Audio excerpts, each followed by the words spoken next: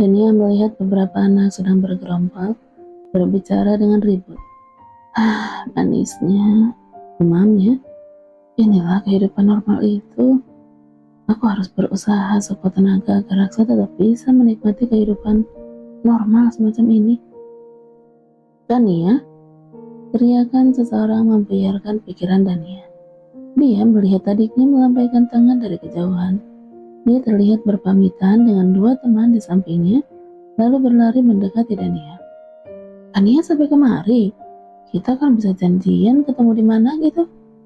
Gak apa-apa, sekalian biar gak tunggu-tungguan. Yuk jalan.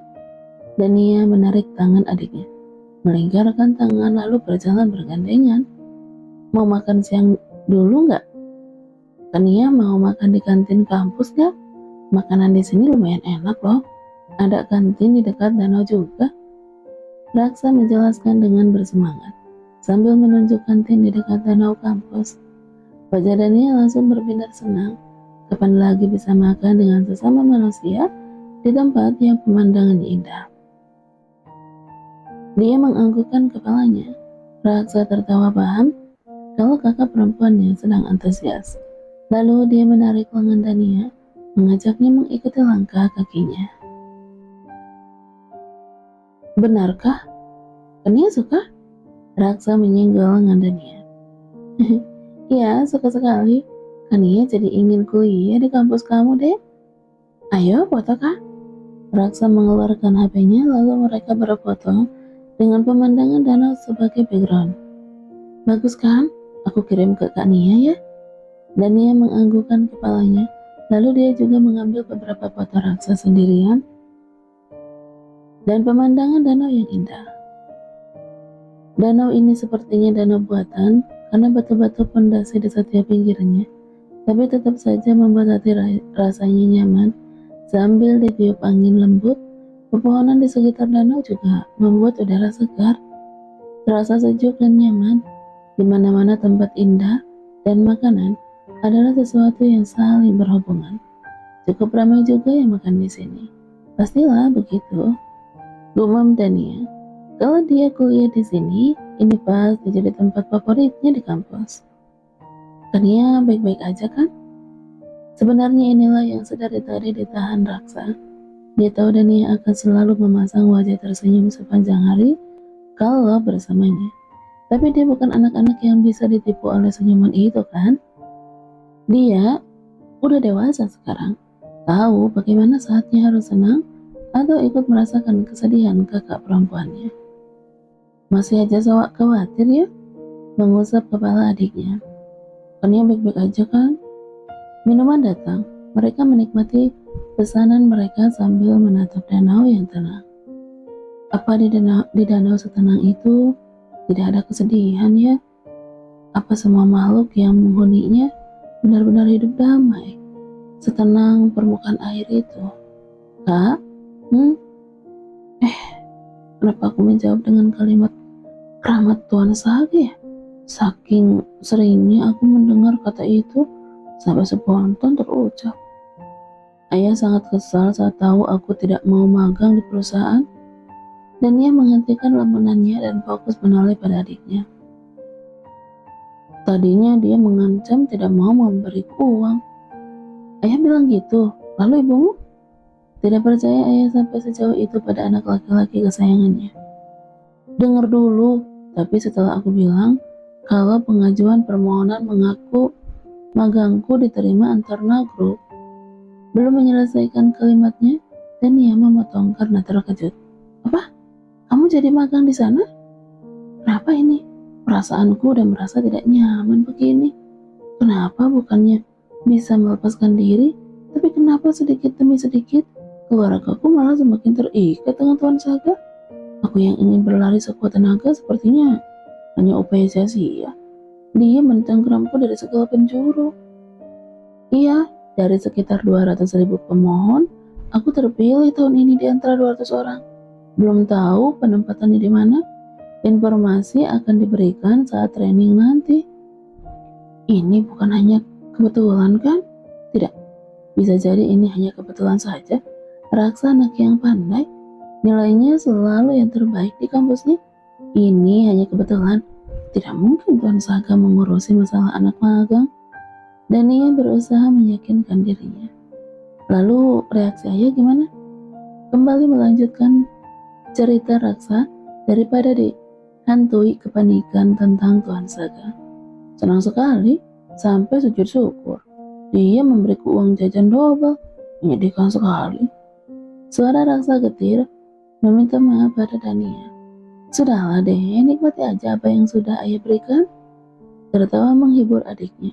Apalagi yang bisa diharapkan, toh laki-laki yang jelas-jelas ayah kandungnya itu bahkan rela menukar anak gadisnya dengan perusahaan miliknya. Kan ia tahu, Kak Risha sekarang kan sudah menandatangani kontrak drama dan iklan. Raksa melanjutkan cerita mengenai keluarganya. Walaupun Dania tidak bertanya, tapi memang ini yang ingin diketahuinya. Kalau semua baik-baik aja. Berhasil juga dia rupanya. Balasnya tidak terlalu antusias. Ibu menjual nama Antarna Group. Apa ibu mengaku pada semua orang kalau dia punya menantu Tuan Saga? Dania merasa khawatir sendiri. Tidak kak, mereka pasti tidak punya keberanian untuk itu. Sekretaris Tuan Saga udah mengingatkan ibu dan juga ayah untuk menjaga sikapnya. Jadi aku yakin mereka tidak akan seberani itu. Tapi, apa yang dilakukan ibu? Sampai akhirnya Risa bisa masuk dunia entertainment. Syukurlah, jangan bermain-main dengan Tuan Saga. Berdebah sialan itu bisa melakukan apa aja di luar batas pemikiran manusia normal, seperti kita. Sekarang setiap malam, selalu memelukku, menggerayangi tubuhku dengan tangannya. Kalau dia sedang berselera, dia akan memintaku melayaninya. Tapi kurang ajarnya, dia selalu menemukan taktik seperti aku yang merayunya. Dania meremas tangannya gemas sekaligus kesal karena nyaris setelah makan pertama malam pertama dia tidak pernah lagi bisa tidur dengan tenang. Tapi kenapa sekarang hampir tiap malam dia berselera sih? Dan sepertinya sekarang nggak punya kerjaan. Setiap hari selalu pulang tepat waktu. Sesenang itu menyiksaku. Alih-alih meladeni Raksa untuk memanggil taksi online, Dania menarik tangan adiknya menuju area parkir tamu kampus. Lalu dia mengeluarkan kunci mobil. Terdengar suara kunci terbuka. Raksa mematung di depan mobil Dania.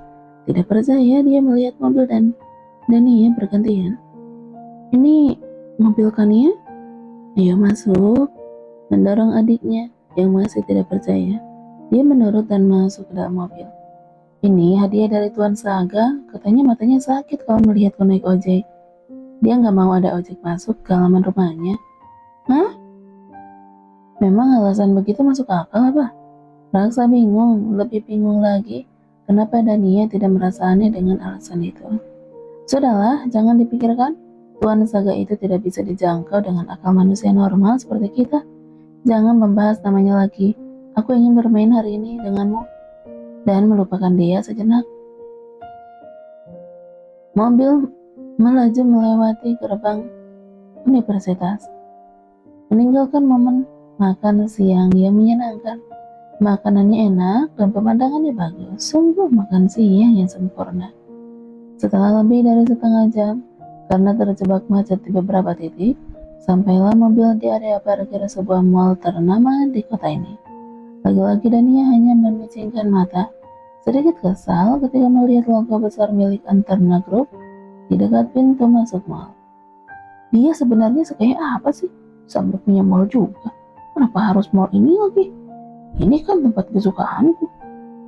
Dania menggandeng adiknya menyusuri beberapa toko yang ramai pengunjung. Dia menarik lengan Raksa memasuki toko sepatu. Kita kan cuma mau cari kado ayah kah? Kenapa kesini? Mau memberikan hadiah? Dania tertawa mendorong tubuh adiknya yang awalnya menolak masuk.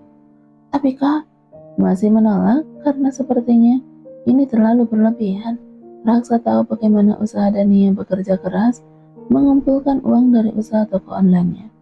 Jadi berbeda dengan kakaknya Risa yang terkadang tidak tahu malu meminta uang pada Dania. Dia selalu berusaha menahan diri, walaupun terkadang Gania selalu memberinya uang tanpa dia perlu minta. Sudah, ayo. Dania membantu Raksa memilih sepatu, tas, dan beberapa baju yang bisa dia pakai untuk magang nanti, pakaian formal dan sepatu formal. Kamu kan mau magang, anggap ini hadiah keberhasilanmu magang di antar negeri. Masuk dari satu toko ke toko yang lain, Dania pun membelikan beberapa pakaian untuknya sendiri dan juga memilih satu setel baju cantik untuk dia berikan kepada Maya, temannya yang bekerja sebagai pelayan di rumah Tuan Saga. Kan ya, benar ini nggak apa-apa. Dania tertawa menarik tangan adiknya menuju arena bermain. Seperti sepasang kekasih, mereka tertawa dan bermain sampai puas di sana. Dania melepaskan semua stres dan juga rasa tertekannya. Dia tertawa dan bersenang-senang, sejenak lupa siapa dirinya. Biarkan aku bersenang-senang hari ini sampai puas. Aku ingin menikmati hari ini tanpa berpikir harus kembali ke rumah besar itu. Dan ya, kapan lagi kan begini? Mereka masuk ke dalam toko aksesoris. Dania membeli beberapa ikat rambut untuk mengikat rambutnya kalau di rumah. Membeli beberapa jepit. Lalu sambil melihat-lihat, dia menemukan benda lucu di etalase. Apa ini? Tanyanya pada pelayan toko. Ini aksesoris kabel untuk HP kah? Pelayan tadi memberi contoh bagaimana pemakainya. Menyala kalau dua buah HP saling berdekatan. Seperti menemukan benda paling lucu di toko ini, Dania memilih dengan antusias. Dia membelikan sepasang untuk Raksa dan sepasang untuknya. Berikan kepada pacarmu? Lucu kan? Raksa hanya mengernyit, bukannya ini terlalu kekanakan pikirannya, tapi biarlah demi melihat rasa senang di wajah Dania. Dia menerima hadiah itu dengan sukacita, tapi tidak berjanji akan memakainya. Dalam hati, tapi ya, dia mengucapkan janjinya. Keluar dari toko aksesoris, baru menyadari dari semua tas yang mereka jinjing, belum ada hadiah untuk ayah. Gimana sih, Dek? Kita malah lupa tujuan kita ke sini. Benar, mungkin karena kita nggak benar-benar sayang sama ayah. Bos, nggak boleh bilang gitu. Jalan. Kamu mau beliin ayah apa? Gimana kalau kita lihat jam tangan? Jangan kak, jam tangan kan mahal. Gimana kalau kita belikan ayah baju aja? Raksa menunjuk semua tas yang dia pegang. Pasti uang yang dikeluarkan Dania tidaklah sedikit. Dia pasti mencela aku nanti. Sudahlah, belikan dia barang yang paling mahal yang ada di toko. Kita kan pakai uang Tuan Saga. Dia tertawa puas sekali. Bagaimana tidak? Dia membayangkan menghabiskan gajinya selama menjadi pembantu berkedok istri. Menghabiskannya bersama Raksa ternyata benar-benar bisa memperbaiki moodnya. Dan ia menarik tangan adiknya bergegas. Lupa udah dengan penjelasan sekretaris Han pada saat memberikan kartu. Kalau Tuan Saga bisa aja meminta pertanggungjawabannya, untuk apa kartu dipakai? Sementara itu di tempat yang tidak jauh dari mereka sendiri berdiri, seorang wanita anggun dengan rambut terurai yang cantik dan jatuh di punggungnya, terlihat tersenyum senang. Dia udah mengambil foto yang bisa dia pakai untuk rencananya nanti. Ternyata Dania tidak sepolos itu ya. Dia bahkan tidak berbeda denganku. Lalu dia beranjak pergi menggenggam HP di tangannya. Aku bisa mendapatkan Saga kembali dengan cara ini kan? Aku hanya perlu menangis lebih keras lagi. Begitulah dia. Helena masih sangat terlalu percaya diri. Kalau 2 tahun tidak merubah apapun dari Saga.